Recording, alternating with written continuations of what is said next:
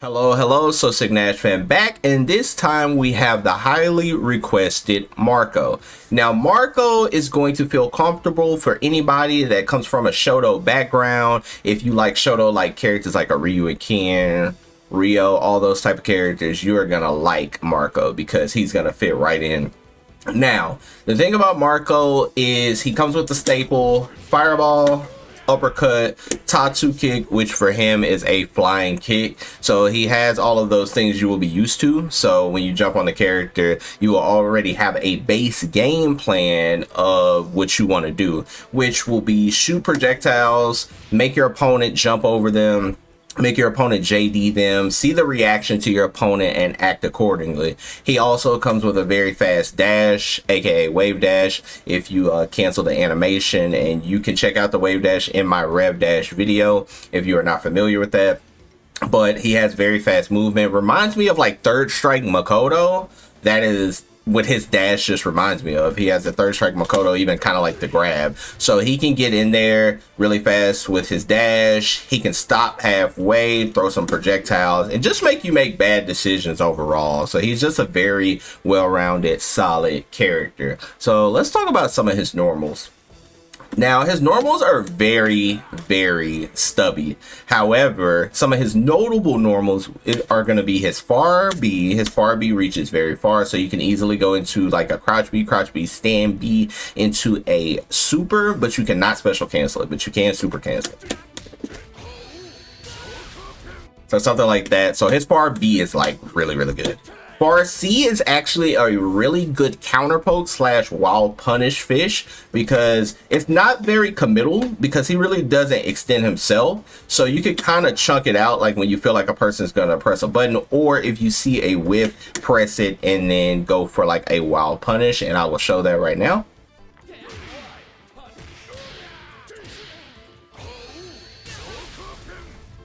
So something like that, very simple, and like I said, he really doesn't extend himself, so you're really not going to get hit out of this unless they have some type of advancing move. So that's a really good move. His far D, now far D is a little different. Like you could definitely hit like a shimmy or a move that's like has an upward hitbox where you can hit it, but this is not really going to be a primary like whiff punish move. But he can feint. His far D, if you press D and B very fast, he'll actually feint the kick, and that can make your opponent do something. That definitely forces a reaction, so that move is pretty good. So his far D, the main usage is going to be for hitting people that like to try to jump out of his pressure, and it can hit like short hops and stuff. So somebody jumping out or trying to jump back out of his pressure, it's a pretty good move to throw out, like if you want to hit their jump startup frames. And also to note, his high evade attack is very good as a poke as well, especially outside of range, because with high evade moves, you can actually buffer in an input, and the input will only come out on hit. So I'll show that.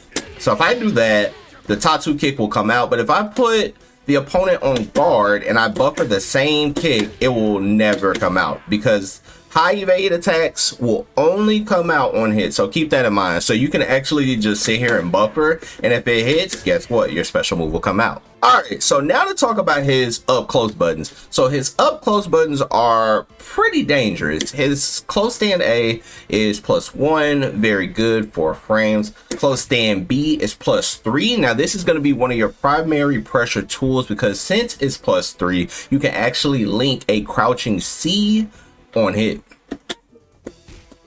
so that will always combo on hit. So that is very devastating to get hit by his close standing B. So your opponent will definitely want to avoid that, and because they know the plus frames, you could play around with different frame traps.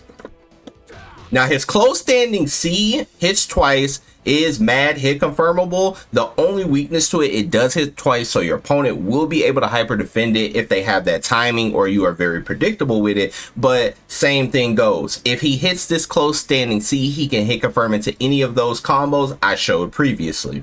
And his close standing D from a feint is super devastating. So on block, you have +3. This is going to be your main feint. You're going to feint your fireball, which is his forward feint, because he does come with 3 feints. He comes with a fireball feint. He comes with a charge punch feint. And then he comes with a down feint, which is his Tatu feint. The primary feint that you're going to use up close for pressure is going to be the fireball feint. So if you do something like a standee feint, he's going to be +3. If this hits, he does get a crouching C combo. So all of those combos I just showed, he will be able to do off of his close standing D. Now his crouching C, like I talked about before, will not only be good in the combo routes that I showed previously, but it will also be good as an anti-air. As you see, it's a very fast anti-air sitting at 6 frames. So if your opponent is jumping and you might not be quick on that uppercut, you can always crouch and C. And last but not least, this character does have a command overhead. I said it, a command overhead, which is super good in this game because most characters do not come with a command overhead, and he can actually combo off of it with a crouching A into a special move. So something as simple as that. Now, this character also is one of the only characters in the game that can combo his lights into EX special moves. I don't know why he can do this, but he can combo his lights into EX Tatu. So if you ever get a light confirmed, you can always go into an EX Tatu. And if you actually have your rev blow, you can actually extend that EX Tatu because he is airborne.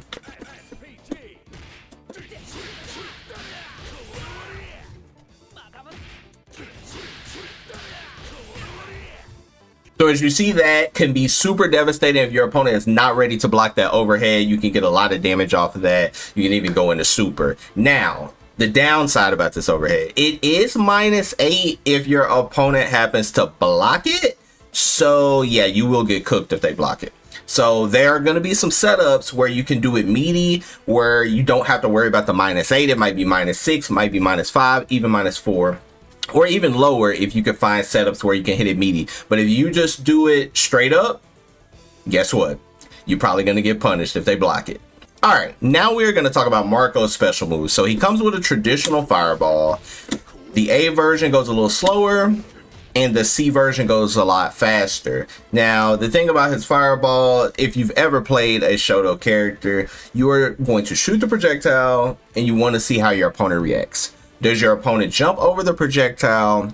Is your opponent going to be trying to just defend the projectile? What is your opponent doing? Based on how your opponent is reacting to your projectile is going to be based on what you do next. So it just depends. If you shoot a projectile, they block it, and then they want to jump over the next one, maybe you are ready for the uppercut. You are always looking at your opponent. Do not look at the projectile. Look at your opponent, what they are doing, and punish accordingly. Marco also comes with a EX projectile, but it's a little different than you will probably be used to. The EX projectile does not go anywhere. It literally just blasts right in front of him. So that is going to be primarily for combos and pressure. So it's not going to be like some full screen, really good EX projectile. He doesn't have that luxury, but what he does have is a lot of pressure that can open up his opponent. Next, I would like to talk about his Tatu kick, which is going to be his version of the Tatu, which is just a flying kick, which is going to be quarter circle 4, B or D. These are primarily going to be for like B and B's, very small combo routes. You're not really going to be throwing these on block because they are like mad minus on block. As you see, that was -9, and that was kind of far away. That was almost like tip range, and it was still -9. Now the D version is like a high knee that can actually be broken. You can break that before it makes contact, so that one is a lot better, especially if somebody's jumping outside of range. You can actually get a pretty good anti-air for that. Now, as you see, when it makes contact, it is actually -2, so it's very low minus. So the D version is actually pretty good, and it is going to be a way for his combo routes to be extended because you can break it. Now, the EX version of the Tatu is actually super good because you can combo it off of lights, like I said before. So if you go into most of his light confirms, you will be able to just do an EX Tatu, which is pretty forbidden in this game, but hey, Marco is blessed.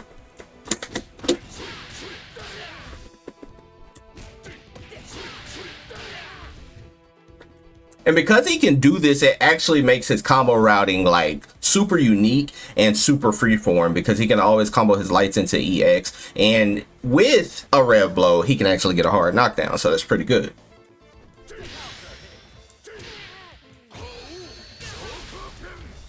And as you see, you can use the knee as an anti-air. Now, it is very niche. I'm not going to lie. Like, you can definitely get stuff, but from a tip range, it is pretty good because your opponent might not be expecting you to be able to cover this much space and actually get that anti-air. Next move to talk about is the traditional Shoryuken, the uppercut. So he does come with A uppercut, 5 frames, B uppercut, which is 7 frames, but it can actually be broken. Now, there's something very unique about Marco's uppercut, and I know a lot of you have ran into this online. Now, with Marco, because you can break his uppercut, literally it tricks your brain into thinking it's his actual uppercut, and you go to press a button and you actually get uppercutted. So this is what his break looks like. It looks like a super unsafe uppercut, but it's actually only -2. Now, his real uppercut that is unsafe is -34. Meaning we have to train our brains to see the uppercut and wait for the animation rather than just seeing the uppercut animation and our brains reacting, which is still happening to me. I still swing off of this and then he just does an uppercut after, and guess what? I get cooked. But if we wait for the animation, he's -34. He cannot block in those frames. So we just need to wait for the actual uppercut, see it, and then go for a punish. The EX version of his uppercut is still staple. You can break it. It's just like any other EX uppercut in the game. So it's going to be used in some of his later combo routes. Now, unique to Marco, Marco also comes with a counter. So if you do quarter circle back A or C, he will do 2 different counters. The A version will counter highs and mids. The C version will counter lows. So depending on how your opponent swings and you have that read, you can actually dash in and get a counter.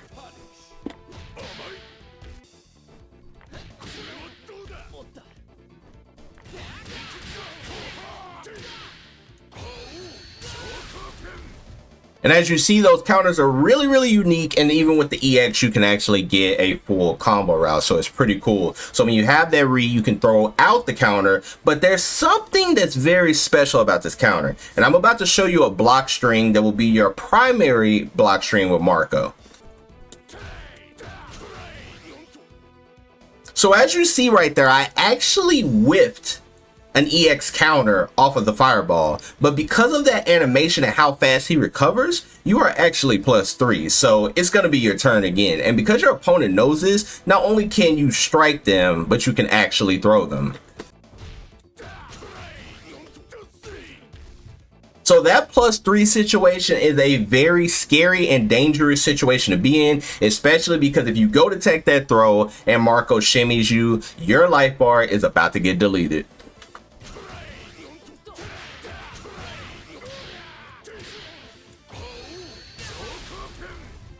As you see, that is like literally almost half life. So taking that throw, super dangerous. So you almost have to take that throw. And the fact that he can force that situation is crazy.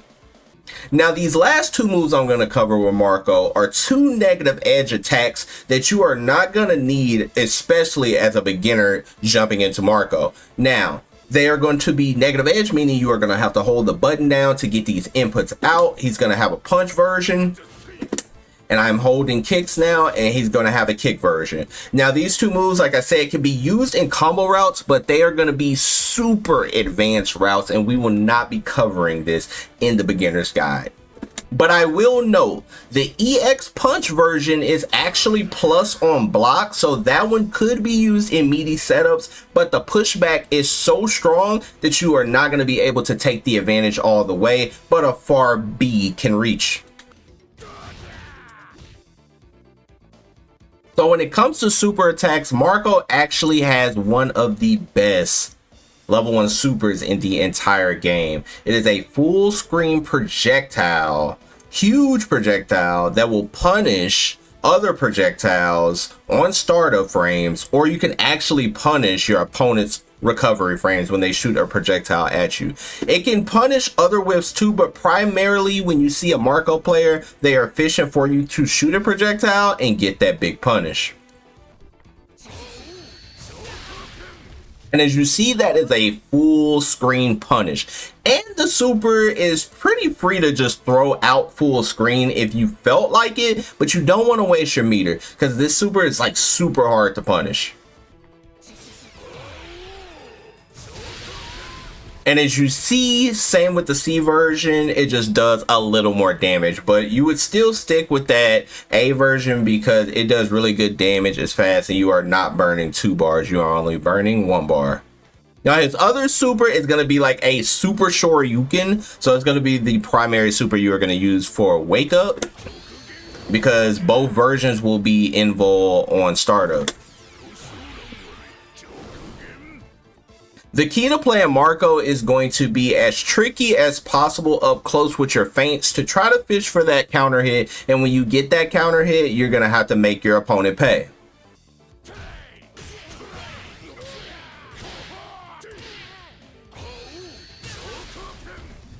I would say if you like Shotos from any fighting game, Marco is definitely going to be the character for you. He has explosive damage, very good counter hits, and hey, he just looks cool.